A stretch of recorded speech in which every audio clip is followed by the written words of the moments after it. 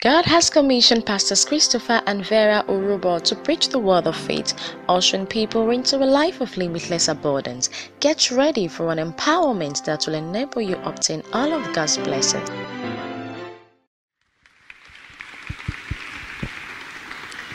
Praise the Lord.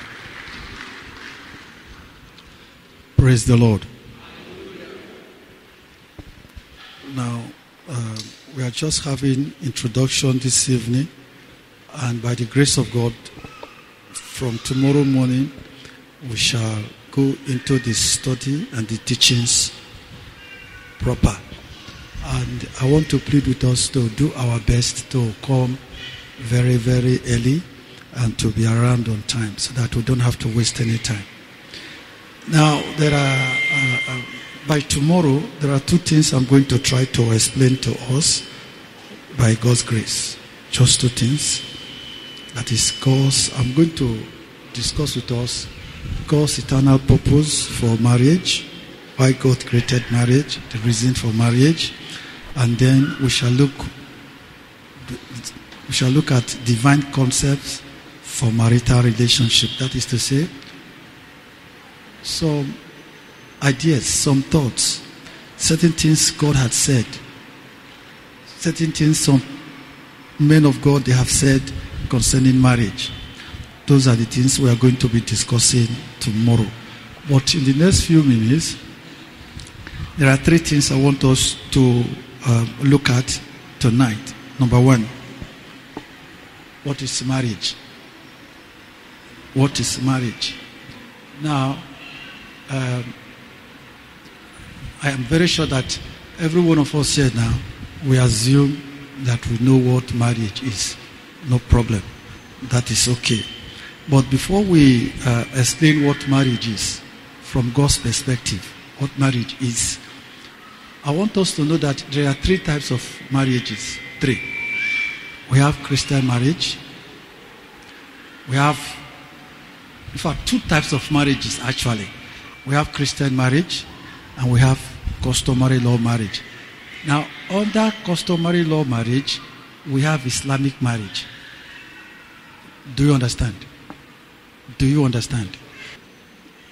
I said we are talking about, before we explain the meaning of marriage, we are trying to look at the types of marriages we have, at least in Nigeria, because from those type of marriages, we will be able to understand properly what Christian marriage is. So I said that we have Christian marriage, we have customary law marriage, and under customary law marriage, we have Islamic marriage, that is in Nigeria. Now,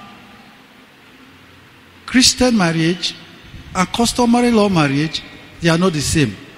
They are different. But God recognizes all of them as lawful, as good marriages. Do you understand? Do you understand? That is why there are certain things people teach that is not correct. For instance, under customary law marriage or Islamic marriage, you are allowed to marry as many wives as possible. For instance, like under Islamic marriage, you are allowed to marry 4 wives at a time. That is, you cannot have more than 4 wives at a time. Then, under the traditional customary law marriage, you can marry 1 million. No problem. They are your wives, provided you pay their bride price and you did everything that is supposed to be done. They are your wife. But under Christian marriage, the principle is 1 man, 1 woman. You cannot marry more than 1. Here is the problem. Assuming someone, because all of us started off as unbelievers, isn't it? It is through unbelieving we became believers. None of us became believers from our mother's womb. Assuming a man got married to 1, 2, 3 wives, or to 1, 2 wives. He married more than 1 woman. Now the man becomes a Christian. What is he going to do? Now, there are people who teaches that he should drive all the other women and take only the first one as his wife. That his first wife is his true wife. But it is wrong. It's not correct. You can't teach that. Except you are saying that that the man will go to hell. Or all the other women he married will go to hell. Except the first one he married. That teaching is not scriptural and it's not correct. Why it is not scriptural and why it is not correct is because in the Old Testament you find many people marrying more than one wife and they are not going to go to hell. Remember, I'm trying to explain something to you. And the Mosaic law, under Mosaic law, the people of old, they married more than one wife, many of them. But that is not God's standard. Please follow me carefully. Because after the fall, many things went wrong. Many things went wrong. That is why, if you want to determine anything that is original, you can only find it in Genesis chapter 1 verse 1. From Genesis chapter 2 to Revelation chapter 22 verse 10, I mean what? Everything there is remedial. Do you understand? So, under customary law, you can marry more than one wife. But under Christian marriage, please remember, I am emphasizing Christian marriage, not Jewish marriage, not Islamic marriage, not customary law marriage, and not Mosaic marriage. Christian marriage. Under Christian marriage, it is one man, one woman. You cannot marry more than one wife at a time. Do you understand? So now, what is marriage? What is marriage? Now, by our laws in Nigeria, marriage is an agreement or a contract between a man and a woman to live together and to stay together so long as there is peace. It's as simple as that. Do you understand? Under our laws, marriage is a contract between two people. Marriage is an agreement they have reached. And you know that normally you can break a contract at any time and you can spoil your agreement at any time.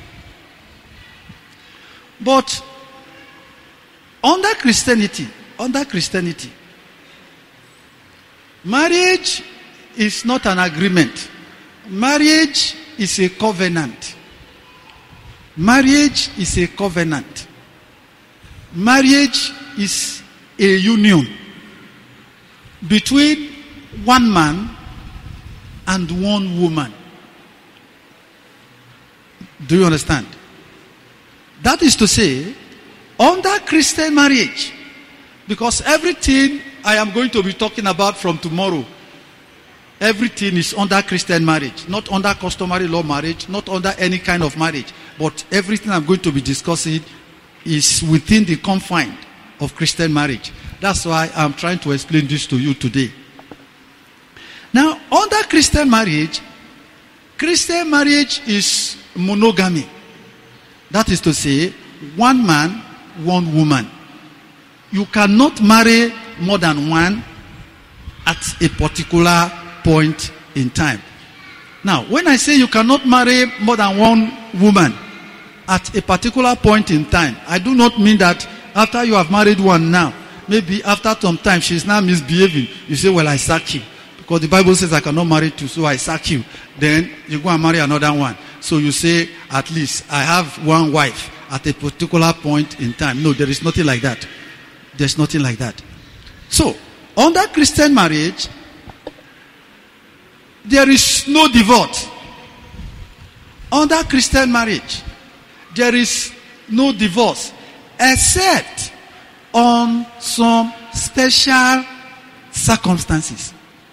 That is to say, in Christian marriage, generally speaking, it is till death do us part. That is to say, immediately you say, I do. Immediately you say, I do. You cannot say, I not do. Do you understand? Immediately you stand before the servant of God, wherever you did your this thing, and you say, I do.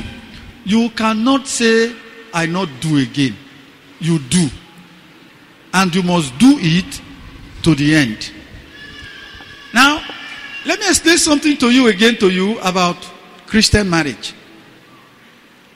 Now, Christian marriage is a process. Why I am taking the time to explain all this, so that if your marriage is not proper, you can go and properly regularize your marriage. Now, Christian marriage takes a very long process. A very long process. Now, when I say a very long process, I don't mean that it takes 20 years or 30 years or 40 years. That's not what I mean. Or 1 year or 2 years or 3 years. That's not what I mean.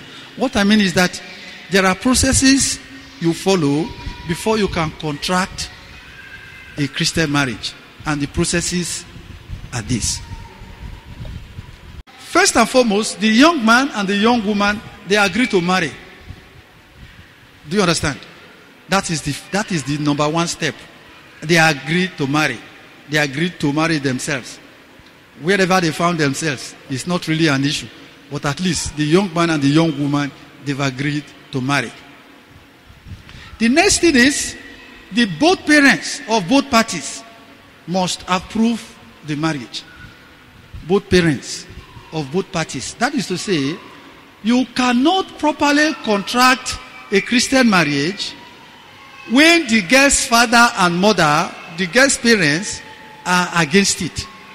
Or when the boy's parents are against it. You cannot properly contract a Christian marriage.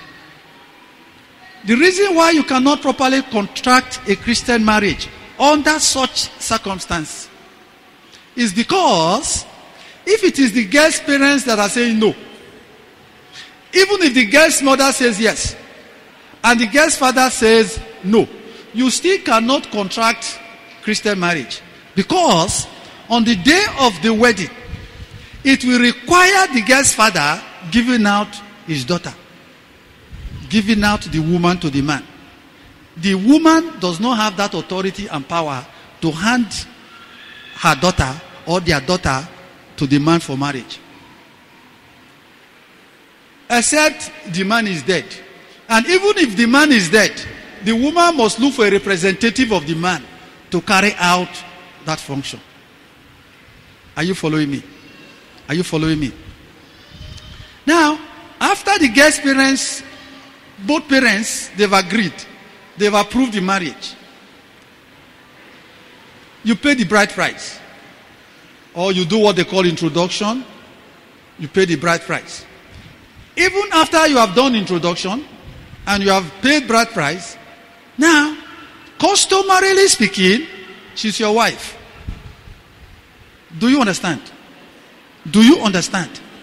Customarily speaking, she is your wife. In fact, where I am from, once you have done introduction, even before you pay the bride price proper, and the woman is escorted to your house, customarily, there is what is called bed making. The reason for bed making is to be sure that the man is not impotent before they collect his bride price. Please, are you listening to me? Or you are shocked? I don't know where you are from, but I'm telling you now what obtains in my village. Where you are contracting proper customary law marriage. But now, because you are a Christian, you cannot be involved in bed making. Because though you have done the introduction, you have paid the bride price, as far as God is concerned, she is not yet your wife until both of you come and stand before God. Please, are you listening? Are you listening? So, no born-again believer should ever wake up and say, I want to do customary law marriage. Then we will have to find out whether you don't give the girl belly. Do you understand? So, then it is after you have done the introduction, you have paid the bride price, until you are joined together until you are joined together before God. Whether you do it on Sunday morning, whether you do it on Tuesday, whether you do it on Wednesday or Thursday, the day of the week that you did it is immaterial. The important thing is that you must come before the children of God and you must be joined together as husband and wife before the presence of the children of the Lord. Then from that, the servant of God will pronounce both of you husband and wife. From that particular day, you will be joined together. Do you understand? Do you understand? You see, so you discover that Christian marriage, there are a lot of things that are involved in Christian marriage that differentiates it from every other kind of marriage. That is why, from the way we started this evening now, you discover that we started from the fact that your marriage cannot actually be a proper Christian marriage if you are not in Christ. Do we understand? It cannot be a proper Christian marriage if you are not in Christ. You must be in Christ before you can talk about Christian marriage. Because the Word of God tells us that every believer, the marriage of every believer typifies the relationship between the Lord Jesus Christ and the church. Do you understand? So you see how serious it is. That every Christian marriage is typical. It's a type of the relationship between the Lord Jesus Christ and his church. So when we have at the back of our mind that Christian marriage is an example, it's a physical, natural example of the relationship that is between the Lord Jesus Christ and the church, then I think that we will begin to understand that in Christian marriage, a man doesn't marry for himself and a woman doesn't marry for herself. Do you understand? In Christian marriage, now let's look at a scripture before we continue.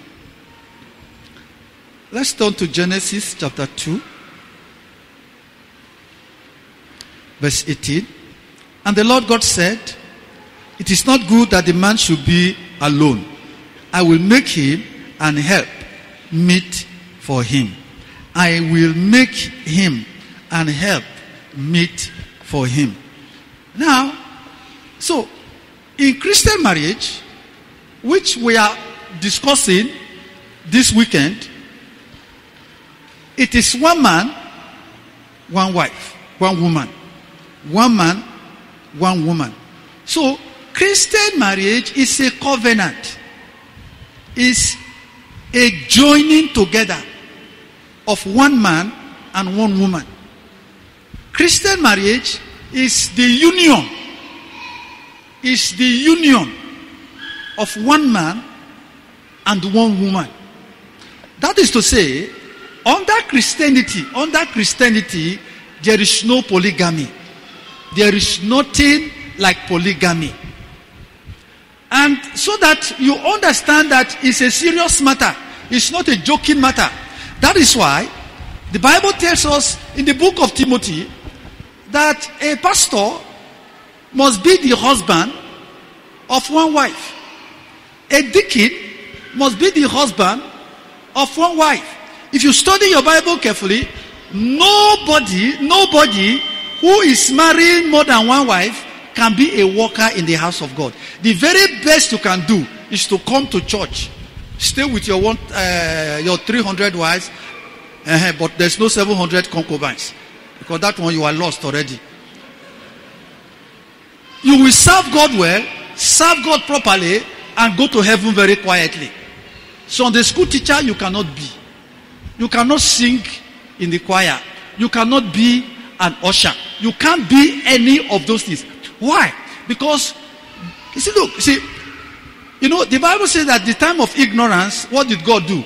God winked at it. He said, but now, he's ordering us to do what? To repent. So, if you found yourself in that situation before, now that you have become a Christian, there is no way you are going to be a worker in the house of God, because God has his own standard. I always tell people, I say, look, if God wanted Adam, if God's original plan was that you can marry more than one wife, because there are people who are saying, what are you talking? After us, in the Old Testament, David married more than one wife. In the Old Testament, Abraham married more than one wife. In the Old Testament, Solomon has 300 wives and 700 concubines. Blah, blah, blah, blah, blah, blah. But I said, fine. All those things you are saying, they are all correct. But don't forget, all those things happened under the fall. Is that not so? They all happened under the fall, under the Mosaic law. But in Christianity, we go back to the original. One man, one woman. If God wanted man to have more than one wife, he would have set the example. Or was it difficult for him to have taken 2 ribs? Take one from the left, take one from the right. That would have been a very good balance. Then Adam is the middle. Isn't it? But God only took one side. Do you understand? God only took one side so that the man will know that this woman must perpetually be by your side. Do you understand? You see, so in Christianity, it is one man, one woman that makes the union, that makes the covenant before God. So you see that the word of God tells us that God said it is not good that the man should be alone. I will make him a helpmate. These are some of the things we are going to explain further tomorrow. So I want you to understand that the marriage you are involved in,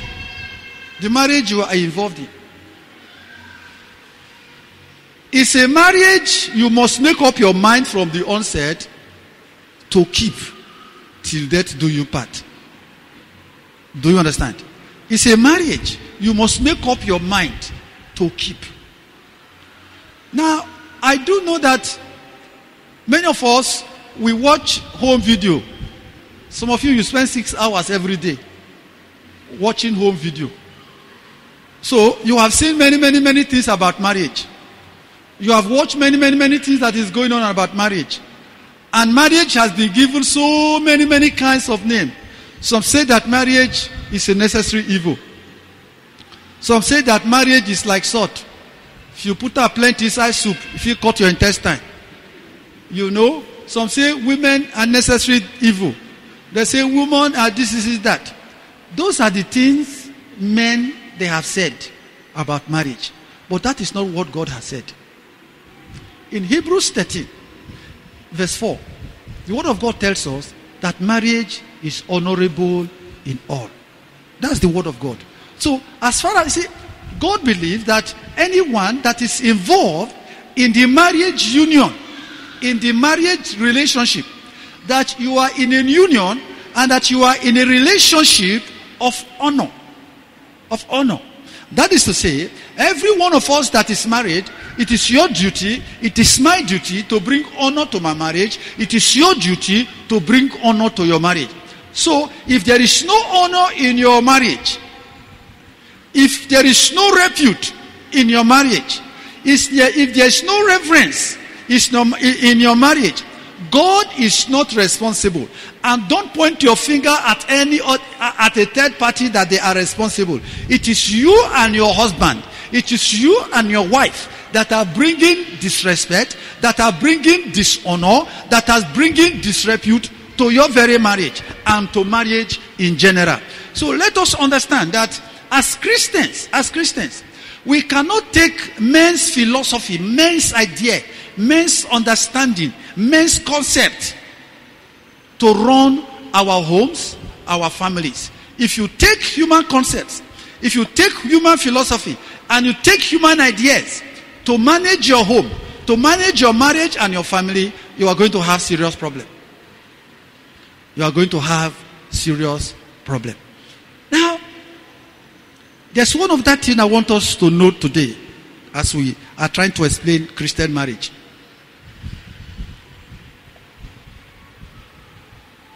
When two people come together to marry, this is the brother, this is the sister.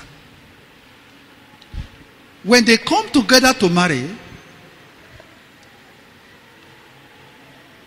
they are not changed from whosoever or whatsoever they were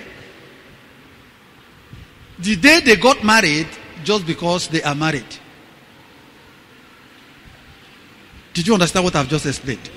What I mean is this. A man that is a bully, a man that is irresponsible, an abusive man, the fact that he's married today does not change him from what he was till that day. Are you following me? So also is the woman. That is to say, when the word of God tells us that a man shall leave his father and his mother and shall be joined unto his wife, whatsoever that man is, he has brought all of them, the good, the bad, and the very ugly.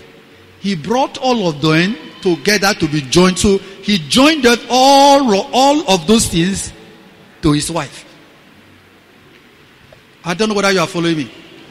And the woman too. Everything that is good, that is bad, that is ugly in her too. She brought everything into the marriage. I don't know whether you are following me. You see, so it is not the case of, because you are married today we are joined together. Then every bad thing about me, that day so, I now abandoned it. No, there is no such thing. It is both the good and the bad that was joined together that day.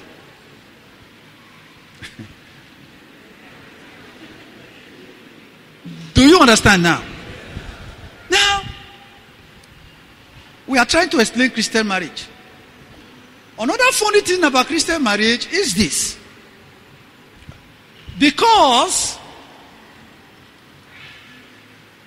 you don't change just because you are married. You cannot jump. You cannot jump. You cannot jump. You know, the Bible says, he that findeth a wife does what? And does what? Now, if marriage, now please understand something here. The Bible didn't say he that findeth a husband. Is that what the Bible says? No. The Bible didn't say so. That is to say, it is the responsibility of a man to approach a woman to say, I want you for my wife. Are you listening to me? We are trying to explain Christian marriage. That is to say, you cannot say you are practicing Christian marriage if you found your wife in a club. Because Christians don't go to club. I don't know whether you are following me.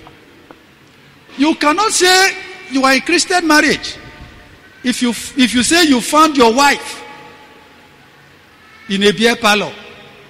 I said maybe after you found her in a beer parlor, after some time, two of you became Christians. I don't know whether you are catching what I'm trying to explain to us. Are you following me?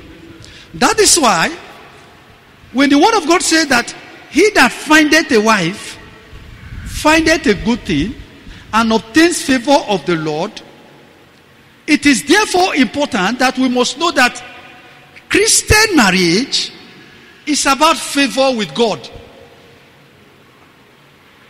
Are you listening? Christian marriage is about favor with God. That is to say, a man's wife ought to bring favor into the man's life. A man's wife ought to be something good that the man has found. That is to say, and normally this is how I put it. You see, there are many Christians, when they want to marry, they have seen who they think they want to marry. Okay? They have set their eyes on somebody they think they want to marry. But what do? They go to God. When they get to the presence of God, they begin to pray and speak in tongues. In fact, some of them declare 3 days fast. Some will declare 7. Some will declare 21. You see all those declarations of fasting and prayer they want to do, they want to grab the hand of the Lord.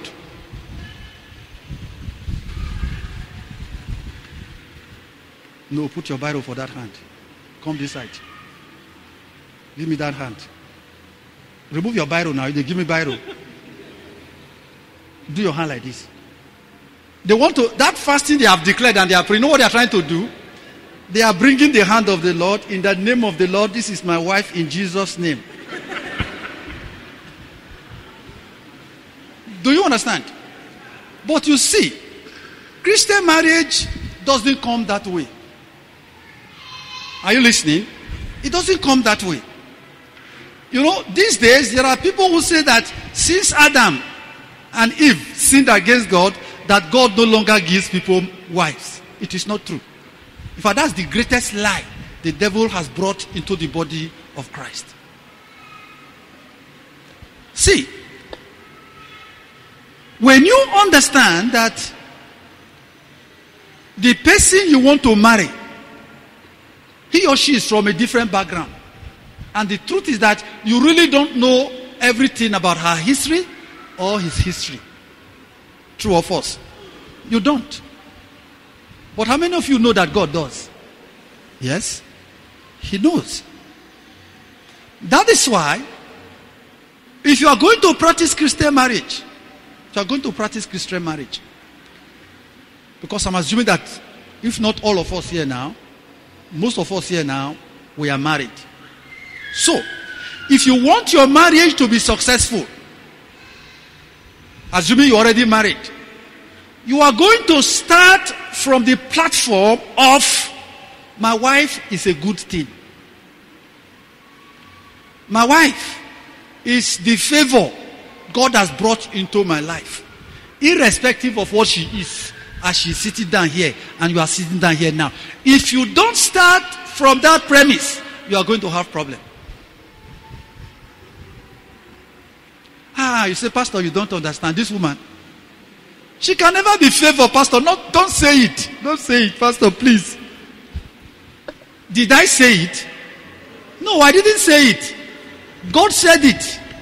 So, if God says your wife is a good thing and a favor that He has given you, and you decided to brand your wife another name, I guarantee you, your wife surely shall be what you have called her.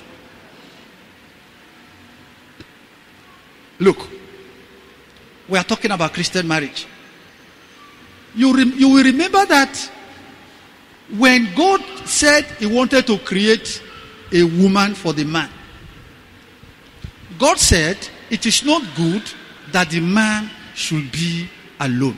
That is, generally speaking, a man shouldn't be alone. Abi? Every man should have a wife.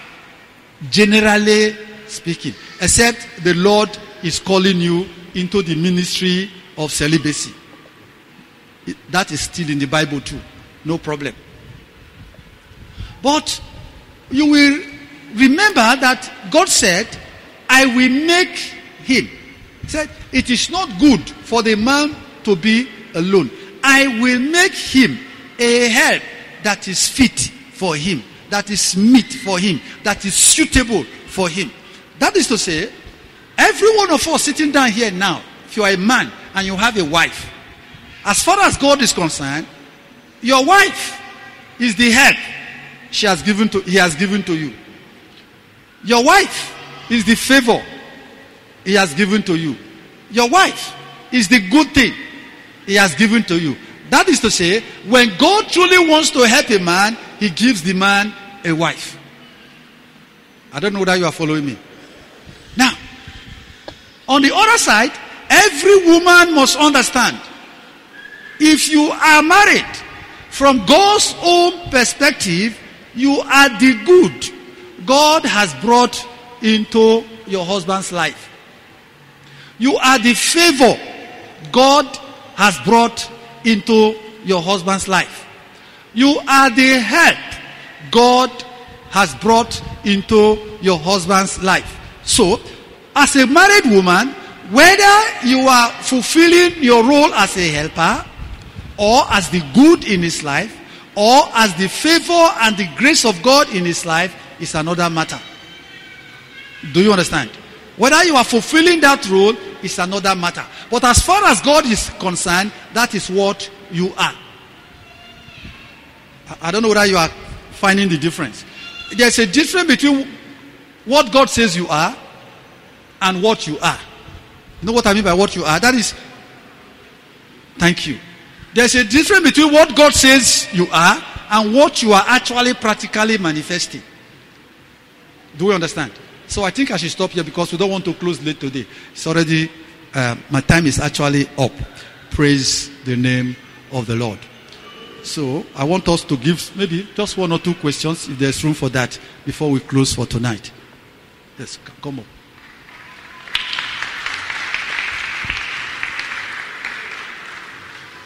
Now, what we are attempting to do tonight is to lay the groundwork for what the Lord will be helping us with throughout this course. Just foundation. And it's important that you understand that this is foundational. Until a husband and a wife understand that marriage actually originated from God, you may not be able to put in what is required to make the marriage work. As I said earlier, anything of value will cost you something. And I believe that your marriage is valuable to you. So it's going to cost you something. If there is one question, we'll take one pressing question tonight. Yes, sir. Okay, we'll take those two questions quickly. Microphone, please.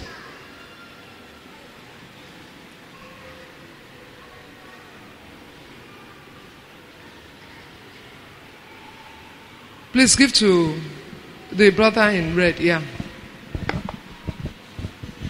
Praise the Lord. Hallelujah. When Daddy was teaching, he was talking about people that married many wives before they got born again. Sorry, sir. Let me cut you brief. Can we leave that issue till maybe tomorrow? Because that's a very long issue and we don't want to spend time with it. It doesn't concern us, really. Are you married before with many wives? No. So let's stay with the one that concerns us. We'll talk about that when there is more time tomorrow. Please, where's the other person? Yeah, over here. Good evening, ma. Good evening, sir. Daddy said a man is not allowed to touch his wife before church. He said to after bride price. That where it comes from, normally they allow that. But can I still stop you halfway? Let me stop you halfway because that issue actually doesn't concern us because we are married. You have already touched the woman.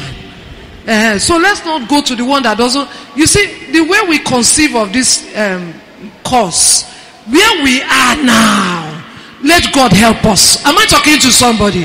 The things that doesn't concern us, let's leave it alone. Let's focus on our lives, on our marriage, what we are dealing with now. How can I make progress? How can we maximize our marriage? That's what we want to focus on. So please, even from tomorrow onwards, when we want to ask questions, let's look for questions that are, how do I move away from here? How do I get better? Please, let's, since those questions, come over here, sir.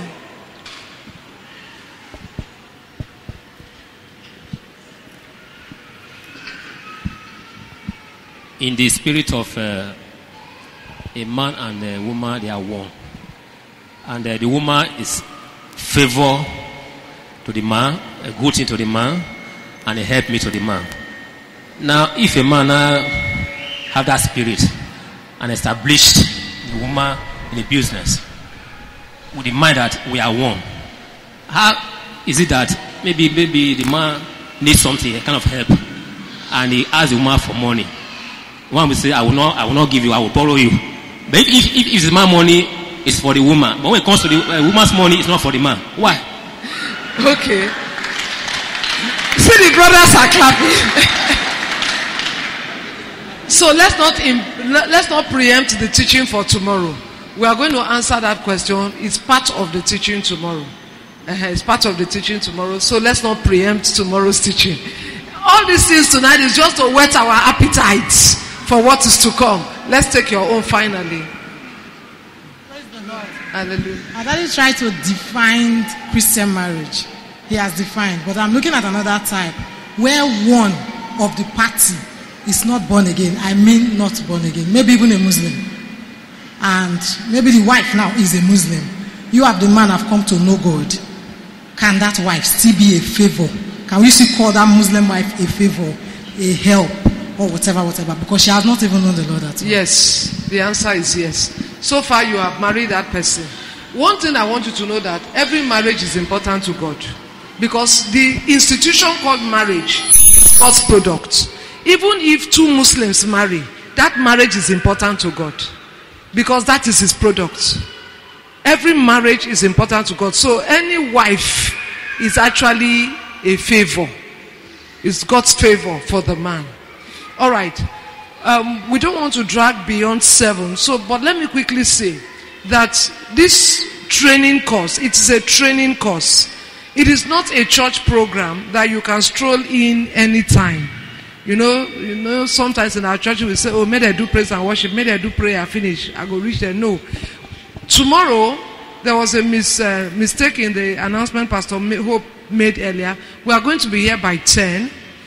All the preliminaries and the rest. Teaching will begin at 10:30. 10:30. And in-depth teaching will begin at 10:30. So please, whatever you need to do to get your children organized and everything to be here by 10 tomorrow, please do it. Now, before we go away, let me quickly say that your marriage, God has a vision for that marriage. God has a purpose for your marriage. So when we come tomorrow, we want to find out, how do I discover God's particular purpose for my marriage? How do we get into that purpose? Okay? The first thing that the Lord showed us tonight is that the reason why he created marriage to forestall darkness, to push back the darkness. So as you go back tonight, I want you to check your marriage, check individually and then collectively as a couple. Are we really walking in the light to push back the darkness? All this bickering, all this quarreling, all this misunderstanding, are we not actually allowing darkness to creep in, to paralyze us so that we cannot be the light that we are supposed to be? Please, I want you to go back tonight and really think on those issues and spend time to pray together before you come tomorrow. I don't know where your marriage is at, but again, I want you to understand that this course is not for just to write on your notes. That is why at the end of this course in June, when we are ending this course in June, as Pastor Hope has explained, we are doing today and tomorrow for this month. In May, we'll do second weekend, Friday and Saturday. In June, we'll do second weekend, Friday and Saturday. And then we are done. It's a comprehensive curriculum. It's a comprehensive curriculum that we are doing. It's not like we are just picking bits and pieces. It's a comprehensive curriculum with different issues that are going to be treated. Now, what we have prayed and we are trusting God for is that the change and the turnaround in your marriage will be your certificate. So we are not giving anybody certificate. So say certificate of attendance. Your life will be the certificate. So for those of you whose husbands are not attending, please, I want to beg you that one of the things, especially if you've been having some issues that are difficult in your home, one of the things that can bring a turnaround is for you to carry the concept. Let the man see a change. So there was a particular man I was talking to, one of our pastors was talking to. He said, let my wife go and attend. When she attend, when I don't say she change, then I go come. Okay? So your partner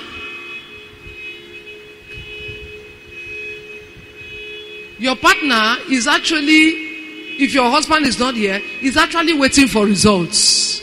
Am I right? He's waiting for results. So let me tell you one crafty thing about the devil. As you are just going home this night, the devil may already have arranged a situation. Are you following? Has arranged a situation of confrontation. So as you are just entering the house, something just, and then you now spark, and your husband says, shit.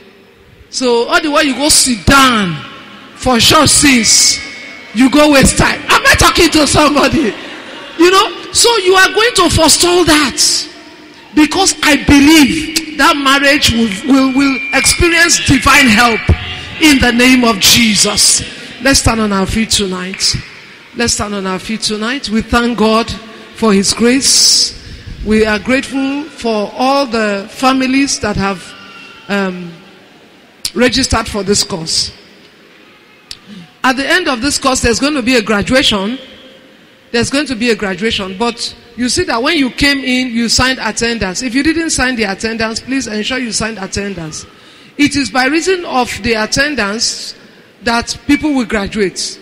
If your name is not on any of the attendance sheets for the 6 days that we are going to be having this course in total, you will not graduate with us. That means you will do carryover according to Pastor Hope. You have a carryover. At the end of the course, we will do a mini exam. It's a mini exam. It's not anything over serious, but a mini test. Just to test us. Praise God. Can we lift our hands and thank the Lord for His help tonight? Just thank the Lord for His help tonight. Thank the Lord for His help tonight. Father, we just give you praise. We want to thank you. We want to give you praise. We want to just say you are worthy. You are worthy to receive praise. Father, that you love us. You are concerned about our homes. You are concerned about our families. You are concerned about our marriages. Father, tonight, even as we have set the groundwork, Father, for what you'll be doing this weekend, Lord, we pray, God, that you will build on it in the name of Jesus. We are asking, God, that every marriage that has come, every marriage represented here, will actually have a touch from heaven. Thank you, Father. As we leave here tonight, God, thank you, God, Father, for leading us on. Thank you for yet speaking to us. In Jesus' name we have prayed. Now, before we share the grace, let's remember that the course materials are at the back. 2 materials, No More 2 by Gbile Akani, and Jesus the Healer, E.W. Kenyon, they are at the back. Help me greet somebody warmly, and have a good evening. We'll see you tomorrow evening. Tomorrow morning, 10 a.m.